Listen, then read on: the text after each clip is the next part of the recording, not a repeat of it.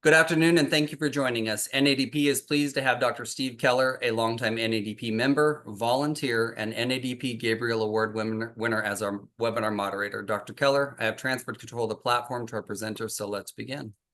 Thank you. As AI continues to revolutionize healthcare, leaders must navigate its potential to drive innovation, efficiency, and improve patient care. In today's webinar, we sit down with a seasoned AI expert and former Chief Information Officer turned Chief Artificial Intelligence Officer and a VP of Products of Overjet to explore how AI is transforming dentistry. Some of the topics that our presenters will discuss are the evolution from CIO to CAIO and the evolving role of the Chief AI Officer. What does a CAIO do, and is this role crucial for your organization's success? The importance of having workforce readiness playbook and preparing for an AI-driven future of dentistry, how AI is reshaping key roles within dental practices, and how to prepare your team for the shift, and how to maximize business impact with AI, along with practical strategies for leveraging AI to boost operational efficiency, improve patient outcomes, and drive measurable results. So whether you're just starting your AI journey or looking to elevate your existing strategy, today's webinar will provide invaluable insights and actionable takeaways for healthcare leaders eager to stay ahead of the curve. Richard Weidenbeck is the Senior Vice President and Chief AI Officer at Ameritas. He's responsible for driving higher levels of efficiency, productivity, and revenue through the use of analytics, insights, automation, artificial intelligence, and experiences that matter. He's a member of the executive management team at Ameritas, helping to build the company's vision and strategy. He's a member of the executive management team, and Richard was the CIO role at Ameritas for 12 years before this new role with responsibility for all technology enterprises wide, leading the company-wide transformation program, creating the first data and analytics capability, the executive sponsor for driving value from the company's investments and projects, and was active in the company's business strategies, brand, and results.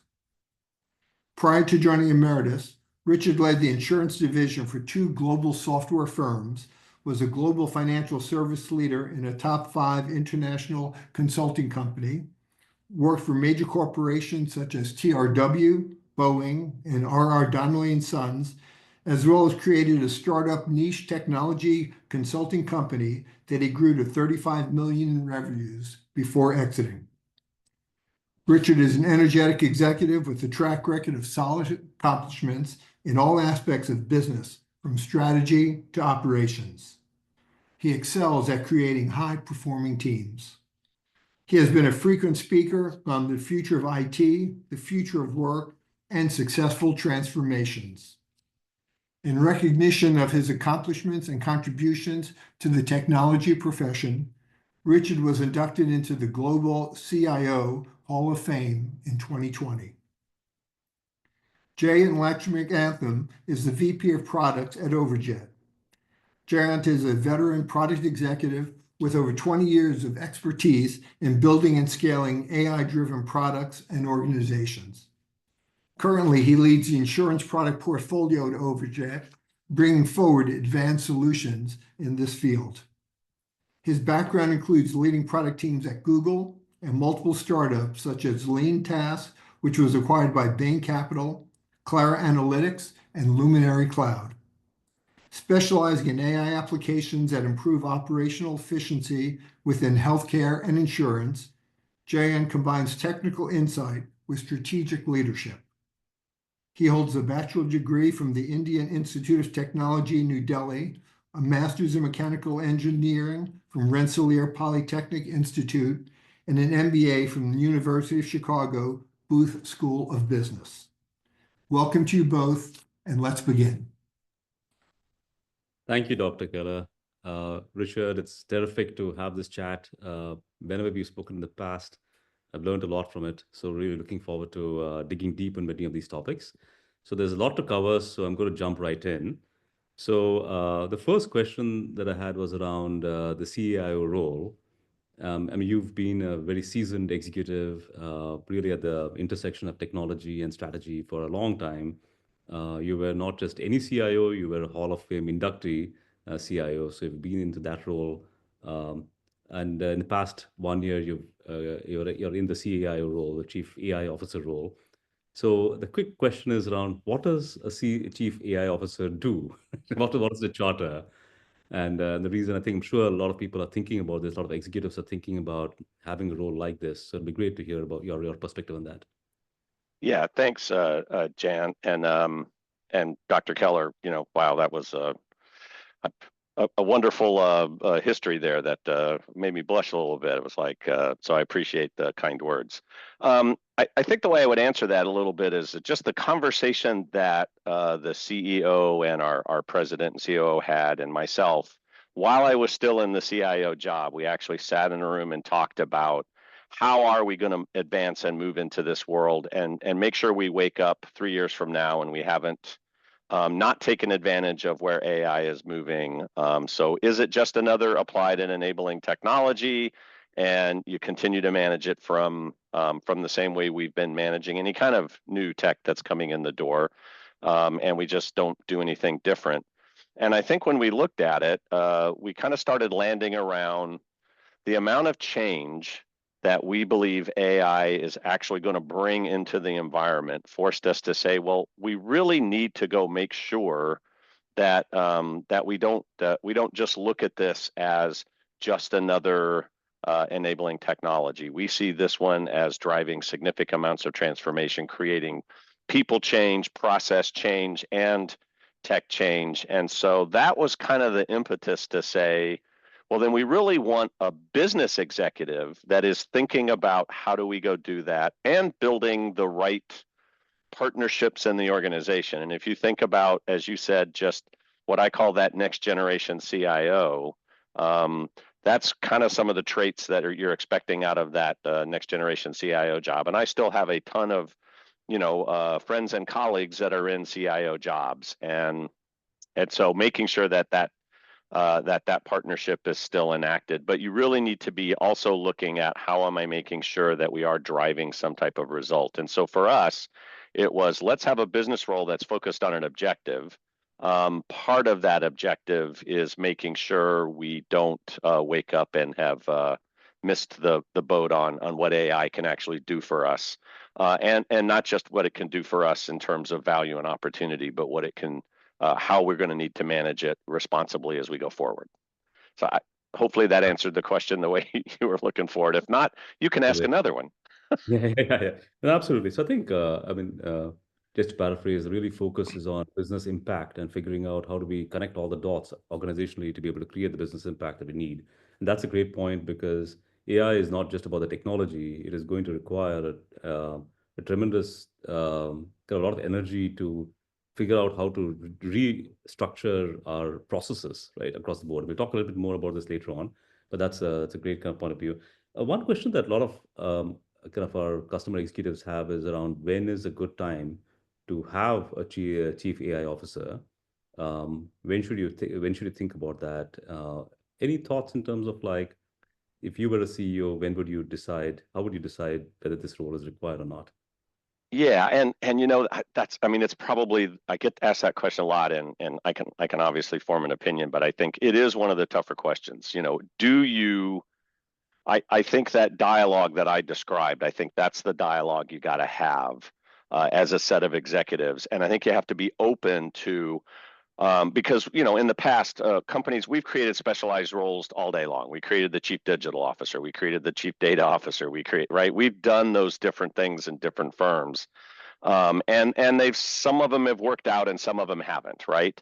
I feel like this is one where take a step back, have that dialogue. If you feel your executive team can get in a room and you've got somebody who can own AI, get out of all of the things that are in their way. I think one of the big decisions that pushed us was, no matter how much you try to say I'm strategically focused, the CIO is burdened with a run.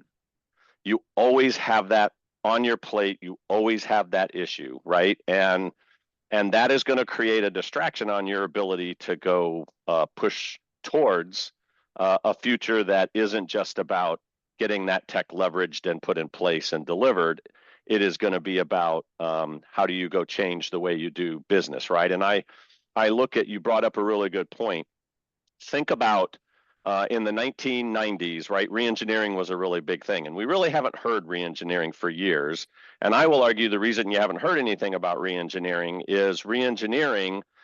There's been no tools in the tool bag, right? Streamlining, automation, eliminate process redundancy, those types of things were the tools in the reengineering tool bag to get in and look at processes.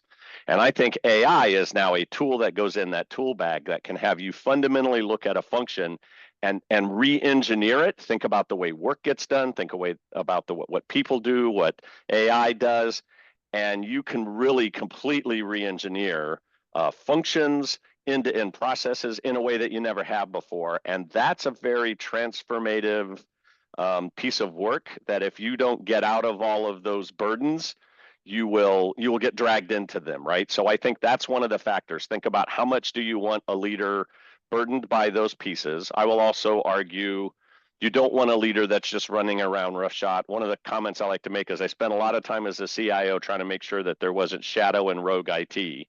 And I don't want to be a reason to create more shadow and rogue IT in a new job, right?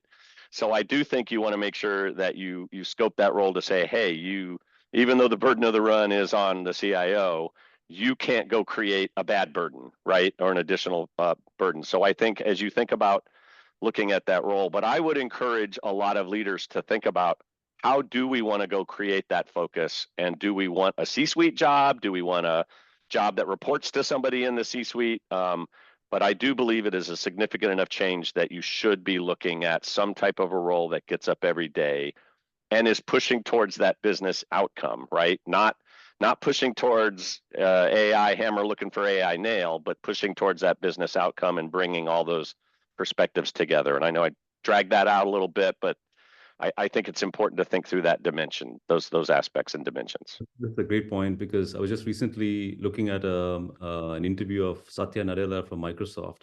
And one of the key points that he brought up, which is very tied to what you just said, is this is a kind of a re-emergence of business process reengineering with this really strong toolkit that's coming up right now, right? And it requires a lot of energy to think through what that would mean from an organizational standpoint across the board to drive business impact. And you're absolutely right. I think there's so much going on in the AI space that if you are trying to mix that along with like the burden of the run, like you said, it's just too much to one of the things will essentially fall to the cracks, right? And so really having a separate role focused on really where is AI going, what's happening, how should we rethink work, I think is a great point. That's terrific. I wanted to just switch gears. I know we've spoken a lot about the implementation process of AI, and I know many of our attendees as well as many of our kind of folks we've spoken to are quite early in their AI journey. And so for folks who are early in the AI journey, any thoughts in terms of how they should figure out how to get started and what use cases should they focus on, what framework should they use on ways to get started? And maybe tied to that is how should they go about the journey? Because it's quite a scary journey. It's an exciting journey, but a scary journey. How should they think about like step 1, step 2, step 4? Yeah, and so there's a lot to unpack in that, but I think let me try to think about how to frame that. So one of the mental models I would throw out right out of the gate is I think the journey into AI is a lot like the journey into the internet, right? I don't know how many people remember pre-internet, but you can catch some funny YouTube videos if you go, like, think it's like Bryant Gumbel and somebody on the Today Show, and they're saying, hey, come in and explain this internet thing to us. And it's kind of interesting to watch, given that we're now in the era where that is, ubiquitous and everything. But I think it's very similar, right? What we think it's like, and then what we thought about the internet once we were in it were very different. And the decisions we started making once we were in it were very different. So I would argue step 1 of your journey to AI is get in it. Just get in it. Get it in an experiential way. And so I always, the way we describe it is stage 1 is experiential learning. Get in it. begin to understand it, begin to adopt it. Use simple use cases, right? And there are, and we all know, I probably want to point this out. For anybody that's kind of studied this space a little bit, AI has been around for quite a while, just in different forms. So, at Ameritas, we've been using algorithmic and machine learning AI for 5 years now, specifically in our dental space, with Overjet, using looking at dental x-rays and actually handling that part of our business and processing that very rapidly. But that's kind of the algorithmic ML. Now you bring in Gen AI and you put those two together. And I think so that stage one experiential learning, simple Gen AI use cases, knowledge management, help people get work done that they're already doing, volumes of information and data. It's not a dental example, but they're probably I could probably come up with one there where, like in our life business, attending physician statements, handwritten notes, medical records, et cetera, our underwriters have to review those. Sometimes those are 800 pages and years of stuff. And the AI can whip through that, read all of that, answer 10 or 12 questions the underwriters have. It's not doing underwriting, but it's helping an underwriter do their job and do it quickly, fast, and even better. We're seeing that it finds things and looks for connections and corollaries that the underwriter might have possibly missed. But that's stage one, what I call experiential learning. And then stage two is begin to mature that kind of AI usage, and start to look for more complex use cases where you're now stringing things together and actually taking the Gen AI and the algorithmic machine AI and starting to make them work together. So now I've got a very pointed AI doing some work, and I have Gen AI kind of handling the interpretation, analysis, and movement of the work. And in that stage two, begin to then experiment with agentic AI. That's new and on the horizon, and we're hearing about it.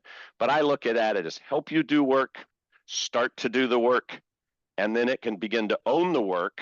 And I think once you're in that own the work, you can truly then start to kick in that re-engineering aspect of rethink the work entirely how it gets done.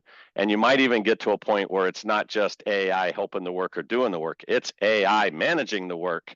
And now humans are in the control and the oversight and the monitoring, and might even be working side by side. And then you start to scale that up. So I think that third stage is really grow it, begin to reimagine the work. And the fourth stage is then start to scale that and really kickstart and advance and mature that re-engineering function. And so, and I describe all of that, and none of that is a timeline-based approach. It's almost an event-based approach. We've built a set of exit criteria that says we know we're out of experiential learning when we've accomplished the following things. We know we're out of agentic AI when we've accomplished the following things. We know we're out of the reimagining work when we've accomplished the following things. And then you kind of bookend that with, kind of a responsible governance. What do I want it to do and not do? And what you and I have spent some time talking about, how do I prepare the workforce to live in that world as I'm maturing myself down those stages? So I hope that gives you a little bit of that concept of the playbook. And depending on where you are, again, I would just go back and say, today it's the worst it's ever going to be. It's always going to get better. Get in, start to learn, start to find. And I would look for use cases that add value. Everybody's going to have a different goal. Our goal is productivity and efficiency first. We're not ignoring revenue. We're not ignoring quality, because we think both of those will come. But if you look at us as a company, top line growth we've been good at. The insurance industry fundamentally has what I would call a cost curve challenge, and we want to go focus on that challenge. So I think you have to always put your use cases in the context of what is the objective and the outcome you're after, and but also put those use cases in the context of where you are in your maturity. So we've got use cases in our pipeline that look like great value propositions, but they require us to be much more mature than we are to implement them. So they are sitting kind of in a hold pattern while we go prove that we actually are mature enough to handle that, if that makes sense. Oh, this is terrific. I think just to do a quick recap, and I love the framework that we had spoken about earlier as well, and you just mentioned, which is the whole thing about when you're thinking about a use case and how to phase things out, think about first, how do I use AI to help me with what we're doing currently? The second thing is, how can we help them do the work that we're doing currently? And the third part is actually, how do we help them own work in a different way? How do we Yep. reimagine work and do it in a different way? And I think there is if we skip steps and we start kind of running before we can crawl, we trip over ourselves. And really, that's a very important kind of part to think about. The other part is really getting into it, right? Just get into it, start small, start with something, and then build up the muscle memory to kind of keep building up. One thing that we found quite useful is because there's so much to be done and so much that can be done. In terms of the objective, people kind of we get a little confused in terms of like what is the final goal, and we found it quite useful to think about like the patient outcomes, the helping the patient as being a good North Star to really align all our goals, because at the end of it all, that's what we're here for, to helping the patients, and really getting everything aligned on that would be is a great way to get started. And but it's a journey that we got to just jump into and get started with. Thanks a lot for Yeah. that. But I really So like to, and maybe we'll come back to it, but I would add on that to your point, because we've talked about this. If we can go create the efficiencies we're after, if we can go create work being done better, does that create the space for us to now go focus and care more about oral wellness, right? We talk about oral wellness in Ameritas a lot. And I think when you get outside of the insurance frame and into the dental practices, it's patient care. But, I would argue oral wellness should care about the patient. Does it give us the opportunity, the space to then say, well, what's that North Star? That North Star should be oral wellness, better patient care, right? And I think there's a huge opportunity for us to grab a hold of that and put that in the forefront as we go through this. But that is a decision that people are yeah. going to have to make and management's going to have to make. Absolutely. The other thing that I think, just based on our experience with working with Ameritas and customers like you, is it's important to focus on ROI, focus on impact. It makes it much more tangible. And so, just like with our teams as well, we were able to kind of show ROI early on, and then we kind of build up on top of that. And so really creating kind of smaller efforts that we can show quick ROI with, and then kind of building up on that momentum, and then going forward, I think helps a lot. It energizes the team. It shows that this is real. And so that is one more kind of point I think that's kind of important to highlight. I want to shift to one more thing that I've learned a lot from you about regarding workforce readiness. This is an important thing.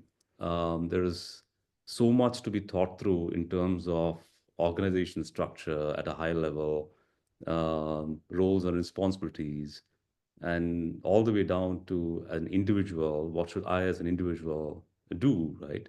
And how do I build myself up in this new world? So maybe I can start with the organizational aspect of it, the executive's perspective. So if I was an executive, what guidance would you give me, Richard, in terms of how to prepare my workforce to really start driving towards this AI kind of intense world? Yeah, and I think there's two parts to that equation, right? So the part is, again, how I like to go back to this experiential learning. How do we get people in it and using it, right? Because you can have a fear-based response and you can have a excited response, and I think you'll find people have both of those. But a lot of that is just start, hey, go use it. Make sure it's not something you're afraid of, but it's something you understand. And so I think the first thing we talk to executives about is how do we just start to get your organization in and using it and create that dialogue and give them a team that they can go to, because a lot of times you're still kind of learning as you go. So we want to make sure as you try something and it doesn't work, let us know, right? Was that because you took the wrong approach? Is that because you don't understand it? Is that because we didn't set something up, because we're still putting things in? The other thing is which a lot of firms are doing, we did a book club, and it was like, look, get the executives reading and understanding this world. Have some dialogues where you're talking about practical examples, share things that are occurring and help people see. We built this grid that was like patterns, and we said, hey, this is a knowledge management pattern. And so if we solve one knowledge management pattern, there's probably 50 different ways you could implement that pattern in different parts of the org. So we can say, hey, we got this thing, but I bet you have 5 examples kind of like that work for that. And how do we get that out in the forefront? But I think at the same time, I believe we have to start laying out a playbook for how do we go live in a world where, right now, if it's just helping us do work, that feels very useful and familiar, right? It's a tool, it's helping me. When it starts doing the work, we're going to need to start getting people to say, well, how do you manage it and pay attention to it and monitor it and understand what it's doing? So how do we teach managers? Well, how would you manage AI, right? Would you manage it exactly the same as you manage an employee? Can we put the same controls in place, or do you have to manage it differently? One of the things we've talked about is, you can manage it like an employee, but the speed at which AI can go do something, it doesn't sleep, right? So, I gave you a task and I wake up tomorrow morning and you did that task to the 1,000th degree. A person would have done it to the 10th degree. Is that going to create an issue if it goes that far, that fast, and gets that far ahead of you? So how do you think about that? And then again, as we continue to mature down. So I think the workforce readiness aspect is, how do I get people comfortable and going now and start to get their understanding experience, reduce their fear, and then, again, start to look at, hey, how are we managing, controlling, and looking at things to help with that fear? But I look at it in terms of, I think AI is, we can call it the fourth industrial revolution or whatever. But the third industrial revolution automated the factories. And I think one of the things that management has to think about, not just the worker, is we sit in a room and have this conversation. We have X number of employees, and we believe 10 years from now, we will be 3 times bigger and we will still have X number of employees. And that all sounds good until you break it down and say, well, but that X number of employees might not be the exact same people that are the X number of employees today, right? And I think about a factory, and I'm like, if you look at a factory, there's just as many people working in factories as there probably was before all the robots and automation in them. They just do different things. But if you're the person that was bolt A on nut B, that bolt A on nut B job's not there, right? And so we can't lose sight of the person who wants to do bolt A on nut B. How do we deal with that? Because we're not going to have bolt A on nut B work at some point in the future, right? So again, I think doing that as you mature and making sure you're making those adjustments are going to be important. But I think all of that has to be considered, right? You got to get people in, you got to get them going. We've done kind of a book club for associates, which is, here's why you shouldn't fear it, but here's also how you should think about maximizing value, right? It's like, think about the work you're doing and let AI do the work AI can do. And you start figuring out what it can't do today and start doing that, right? Add value where you can add value, let AI do what AI can do well, and build that symbiotic relationship with it that allows you to become a better employee, a better associate, a better manager, because you're leveraging the power of it to make your job better. So again, a couple examples in there of things that we're looking at. I think this is an area where my goal in 2025 is to build that playbook and that framework out, because I haven't found it yet. I was kind of hoping I could find it and leverage, and I haven't. So we're really going to burn a lot of energy in the first part of the year. What exactly is that journey, and how do I set that journey up so that I'm paying attention to the maturity and making sure I have a workforce that can live in that world, work in that world, and function in that world? And I know we may talk a little bit more about it, but Yeah, this is great. I think I love the book club idea. I think there's lots of things that we can do in a kind of relatively low risk manner to kind of start really getting the point across, and like you said, kind of getting started. The book club is great. One thing that we've done, so even though we're building AI, we want to be able to use AI ourselves to do our jobs, whether it's in product management, whether it's in engineering, whether it's in no matter what, right? And so we actually created a goal in 2025 for all of our functions to really turbocharge their efforts through AI. So each of us is covering the toolkit, right, that's been developed for AI, and figuring out how can we use different things to do things differently. How can we define products faster and better through AI? How can we do market research faster and better through AI? Things of that sort. So each of us, I think there's a vibrant ecosystem of tools being built, so we can all start figuring out like how can we actually start doing stuff, doing our jobs faster and better. The other thing is the patterns part of it. This is great. I think the whole thing about saying, let's actually look at that grid and figure out like what are the patterns of things that we can do. It reminds me a lot of like at NASA, they have like when engineers, they actually have a wall full of like prior designs that were made. just to inspire people on what they could do. So just the visibility of what others are doing to the organization at large will motivate people to think about like what else can be done, right? So that's, I think, the whole art of the possible, what can be done, right? I think can be kind of really inspired. And I think one of the other things that helped us with it was also, where is it being done? So go ask them. Yeah. Right? Just go over and talk to that group, right? And it helps my org not become the traffic cop for all of that. It's like I like to say I want to free the enterprise to go, get as much progress as they can on their own.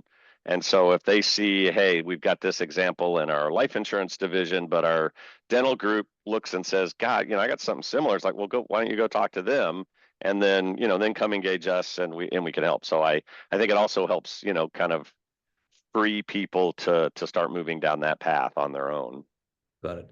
In terms of organizational like structure, what are your thoughts on that? I know it's still quite like nascent and we're still figuring it out right now, but I mean, there's one point of view potentially to have one centralized AI group that is then supporting the various functions.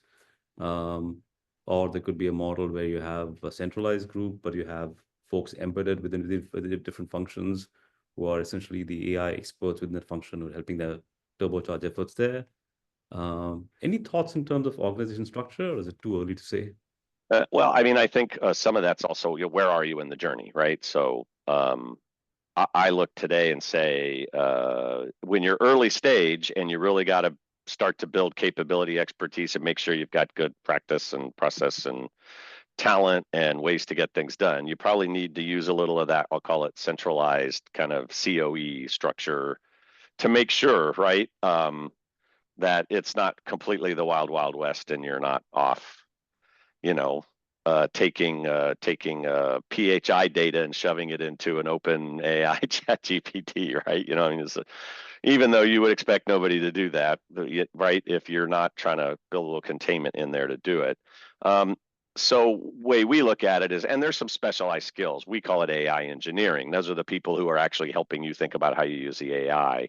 And whether or not that becomes federated or pocketed out and more focused, we've actually put a team that focuses on our life insurance business, a team that focuses on our group business, a team that focuses on our enterprise services functions, a team that focuses on our retirement plans business, because getting a team of AI engineers that actually understand the stakeholder entity that you're dealing with, is helpful, but they're all still working very tightly together as we advance and mature. And so today we felt that was probably the right answer. I think as we get more volume and things happen and more occurs, the other side is the responsibility for what we're doing, the processes we've implemented, those fall on the actual business area that's doing them.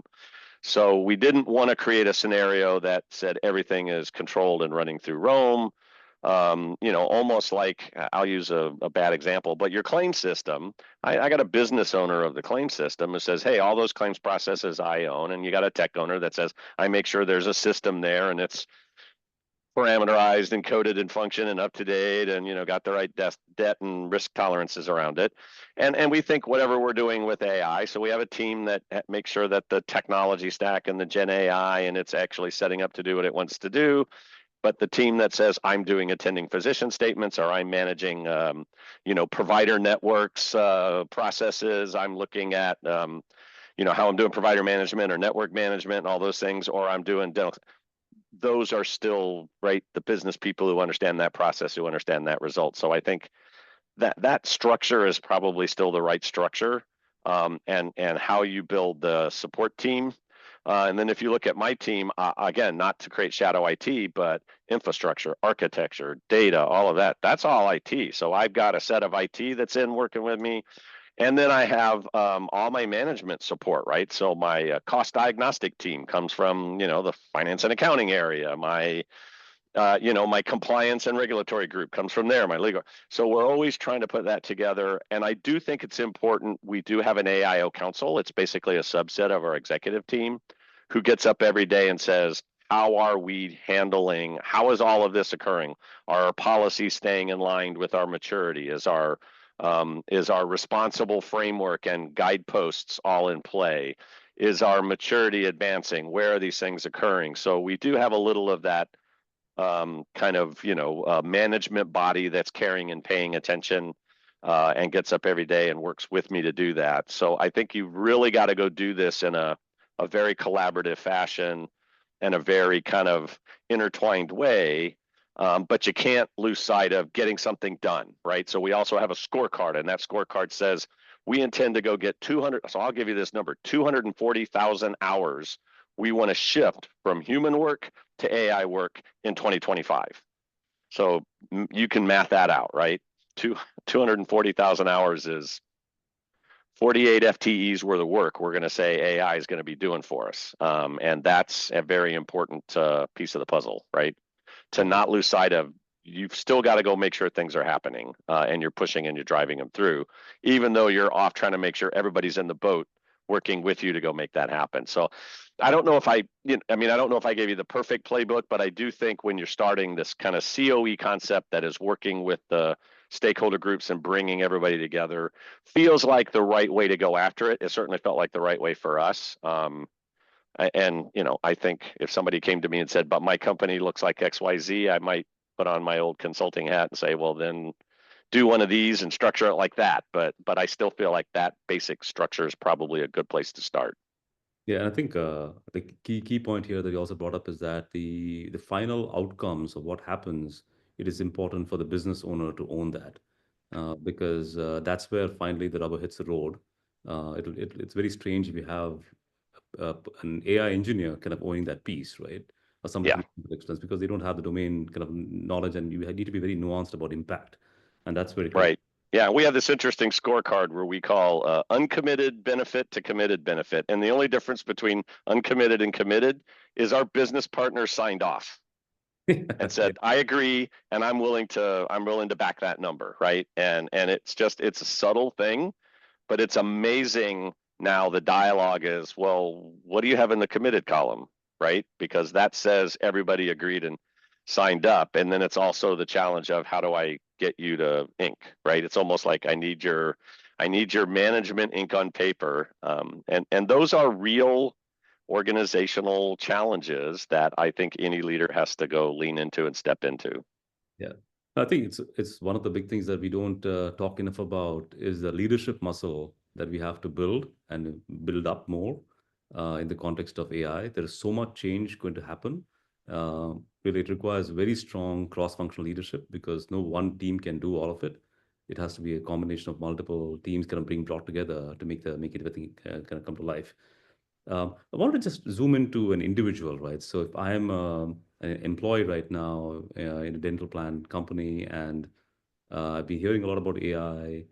I know parts of it would be essentially around how do I can learn about what's going on. But any tips for just an employee to essentially think about how to retool themselves in the context of this brave new world?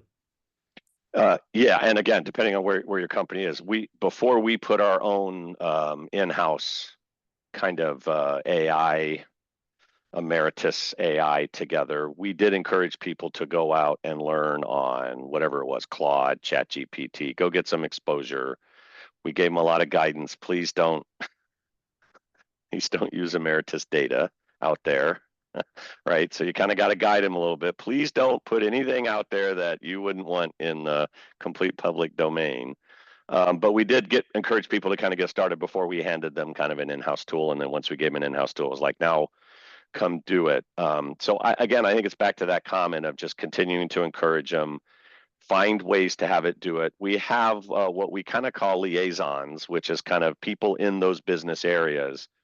And so we're out working with them and kind of going into those teams and saying, here's areas where we think we can find a significant improvement in quality of work, amount of work getting done, volume of work. So in some ways, you can't go hit everybody at the same time. You can deliver communications to get people comfortable. But I think when you're down on the individual level, again, it's getting that use case and then calling that out. And we do top-down diagnostics on use cases, right? Because I really don't want to go, I got a process that's currently costing me $150,000 a year total cost of the process. And I'm going to go burn, a lot of hours to get a 10% improvement there or I got an entire end-to-end process that's costing me, $20 million, and I can go get a 10% improvement there. It's like, well, let's go get the 10% improvement there, and this one will show up. So I think it's just continuing to engage the organization around those types of things, pull people involved. We're trying to do a little bit of the pull model to start. And I think, again, trying to use some of those success stories to get people to say, wow, I could do it. At the same time, and this is back to the bolt A on nut B, how do we get messaging out that says, use it and understand it, don't be afraid of it, but the world is going to change, right? And if you're not starting to develop, so we think of some of the skills are, hey, critical thinking and how do I get work done? And because AI is picking up, and so, there's a lot of uncomfortability around if your personal value proposition was, picking up this piece of paper and moving it here and scrubbing it, the AI is going to handle that really, really well. And how do we try to make sure we're creating the dialogue somewhere that allows you to walk up and say, well, but that is all I do. How do we then start to embed into the individual development plans and all of that, something that says, then let's start looking at what else you can do, right? If you want to grow, I love the 3-circle analogy, needs of the company, needs of the org department you're in, needs of you. If you're not interested in that, it's really hard for the org to force you to go want to do something different and change, right? But if you're interested, we should create the opportunity to drive that dialogue. So I think there's a little bit of working with HR to say, how do we get them to help managers think about individual development plans differently? How do we get associates to think about owning that as well, right? How do you start to create that joint ownership of where you're going? And I feel like, we can all have I've seen all the TED Talks on all the new generation of workers, and it does feel like a little bit of that, I own my career and I'm equally responsible for it than my company is AI's going to push that dialogue back in again, right?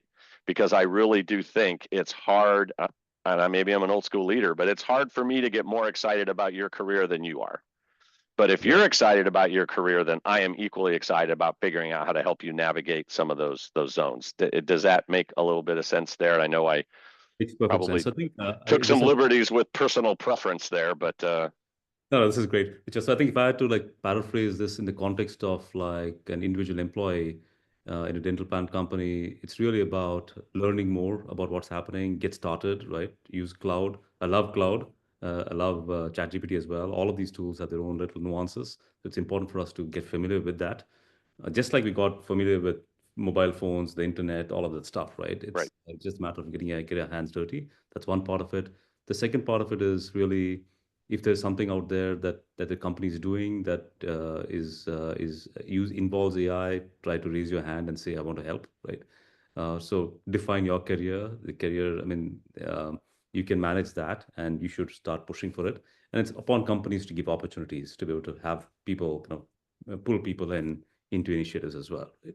So yeah, do you want to be the person that, AI showed up and did it to you, or do you want to be the person that said, I figured out how work is going to look different in my world, and I'm now a leader, right? I'm now leading, and I'm an example of, let me show you how I just rethought the way I did work. You'd love to see those examples, and I get, look, there are different personalities and different people have different comfort zones, but I would encourage, every employee to say, well, which one of those two do you want to be?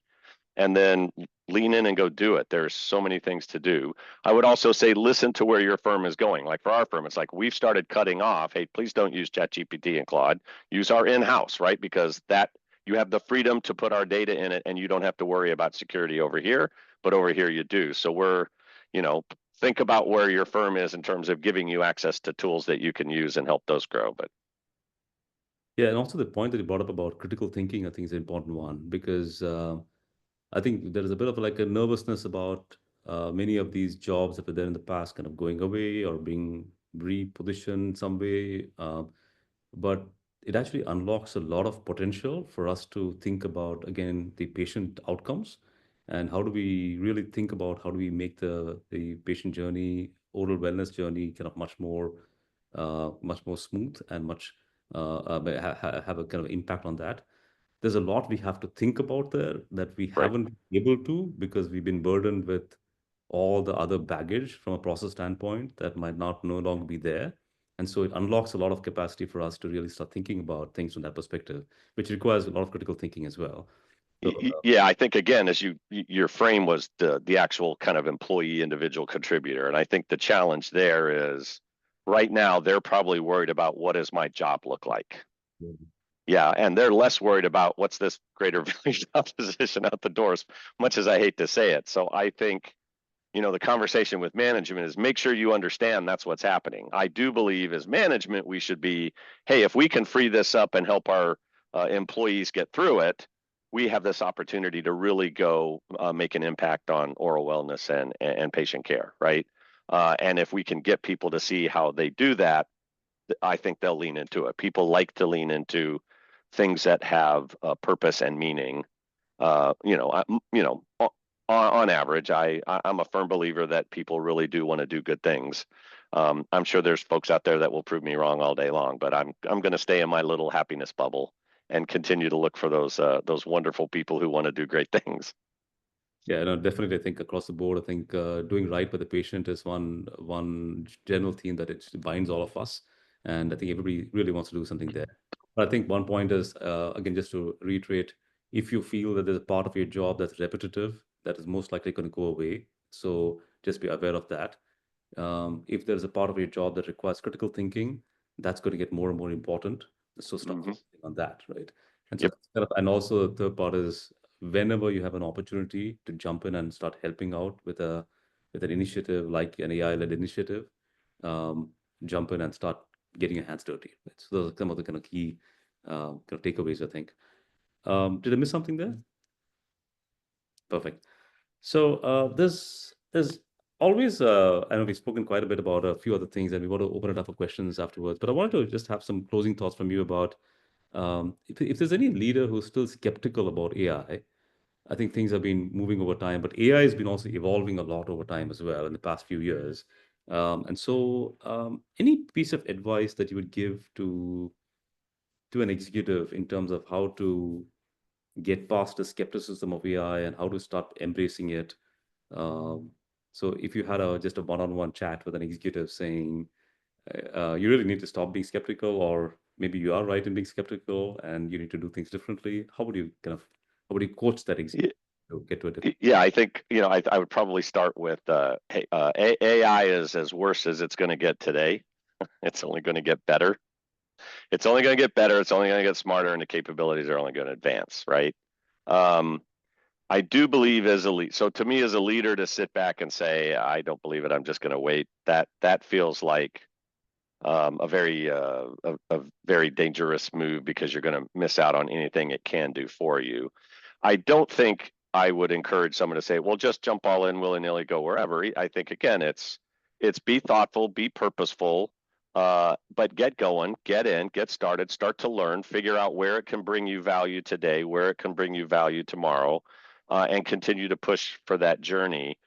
As a leader, I would also say, go get educated on the future potential of this, because you don't want to be just dealing with what it can do today. You want to be dealing with where this thing is going, and right, the skate to the puck. How do I start getting out there and getting ahead of this and making sure I'm thinking about the things I need to lay in to go really take advantage of it, right? Whether that's, right, go create more operational efficiency, whether that is completely significantly rethink the way a function works.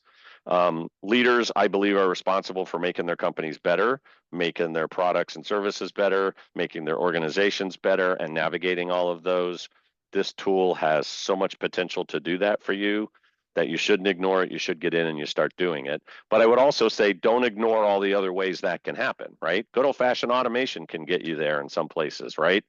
Whatever those things are, and you still, most of us are still in a business of some form, right? So you're still in a business. You still need to not chase, shiny objects. You're going to need to, right, have a decent return on investment. Make sure your investments aren't overweighting your returns, kind of thing. But I would say you've got to, you got to kind of get started on it, and you got to get in and do that. The hard part to me as we close out kind of the workforce is I think there's a potential future where things are very, very different than they are today. How do you get your head around that and what those possibilities are? And then how do you start setting things up to move towards it, right? So, I mean, one of the questions I ask is if fundamentally all these deep knowledge pieces AI can handle, what does that do to professions, right? Do you need them? Do you not need them? Do they look very differently? Does AI doing the deep professional work and people are working across those and still need to have an understanding? And I think you got to start thinking about how am I preparing myself and my org to do that. But I think leaders have got to. What an opportunity to lean in and get going, right? What an opportunity to step forward.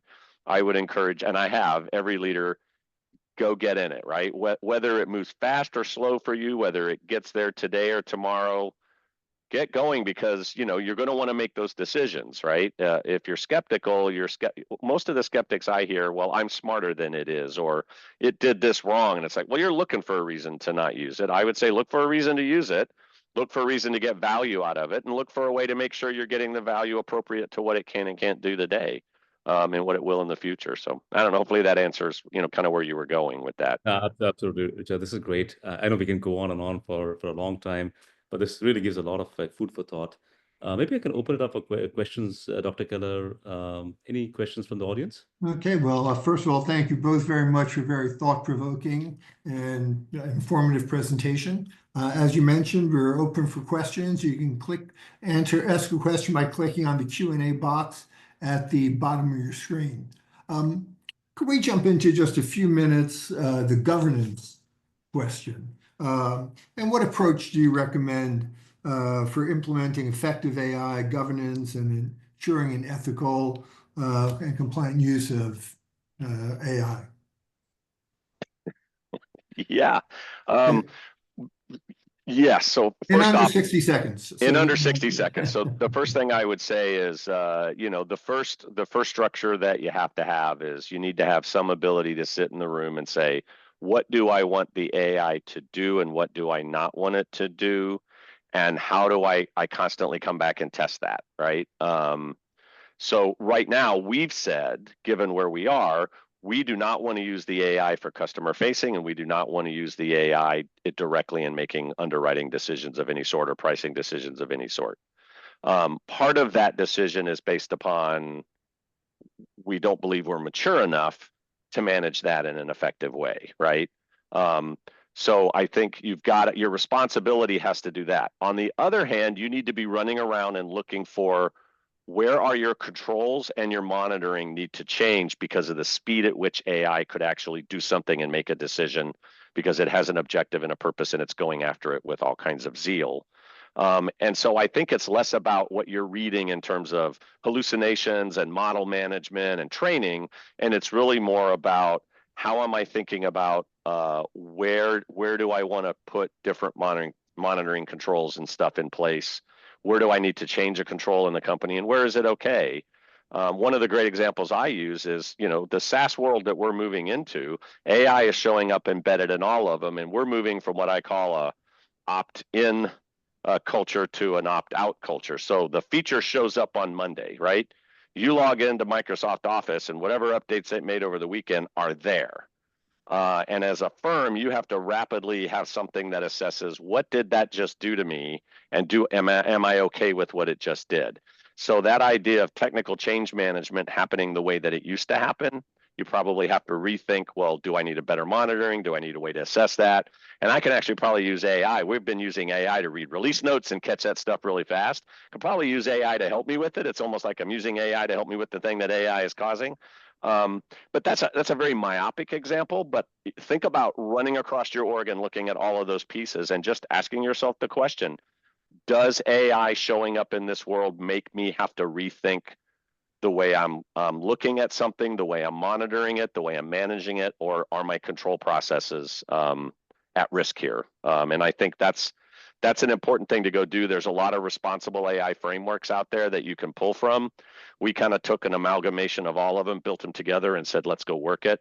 We're still on that journey, but I think there's a lot of frameworks you can leverage out there that'll help you. Great. Thank you. Jan, did you want to add anything to that? No, I think honestly, it's there's a bit of a paradox here because it seems as if you have too much of AI governance and regulations, innovation will slow down. But it's actually the reverse.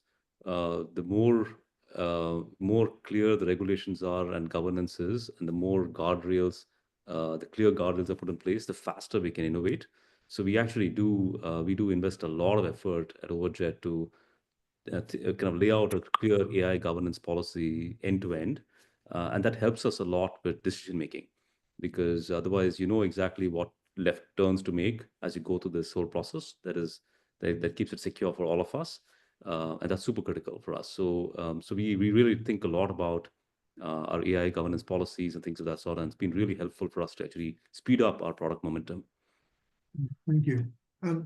Richard, can you share any specific use cases or success stories where AI has had a measurable impact on Ameritas, and whether it's in terms of cost savings, efficiency, improved patient care? And then if we do have time afterwards, Jan, I'd like you to know any other organizations that any of the same type of things, success stories or cases, if time allows. Thank you. Yeah, and I'm trying to stay within the kind of dental and vision frame, Yeah. since that's the purpose of the call. So I mean, I think we talked about it earlier. We've been using kind of the algorithmic machine learning AI to read dental X-rays and really help that process go faster. We have found that to not just be quicker, faster, more efficient, but also more consistent in the decisions that we're making.